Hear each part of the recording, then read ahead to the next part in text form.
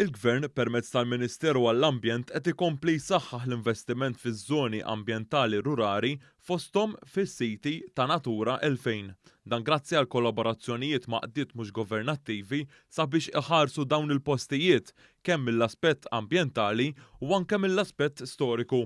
Il-Ministru għall-Ambjent Aron Farrugia għal kif dan il-ftehim se jwassal biex dawn is-siti ambjentali jinfetħu għall pubbliku. L-NGOs ambjentali huma msieba strateġiċi biex nipproteġu, nippromuovu il-wirt storiku u ambjentali ta' pajjiżna. Kien għalhekk illum fisem Gvern Malti iffirmajt ta' Guardianship Deeds ma' numru ta' NGOs biex dawn il-postijiet mifruxa f'Malta u Għawdex, ovvjament siti Natura 2000 ħafna minnhom jiġu kurati, jieħdu ħsiebhom għaliex fl-aħħar żmien kienu abbandonati biex bekk dawn il-postijiet jiġu issa rinnovati u jinfetħu għall pubbliku Malti u Għawċi.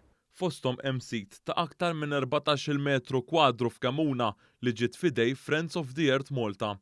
Din l-art ħelwa għandha medda ta' art ta' 670 metru kwadru fil-Park Nazzjonali Ftaqali, iż-żona tar-razzett tal-qasam li jkopri aktar minn 4,000 metru kwadru ingħata lill-Fondazzjoni Rurali Manikata.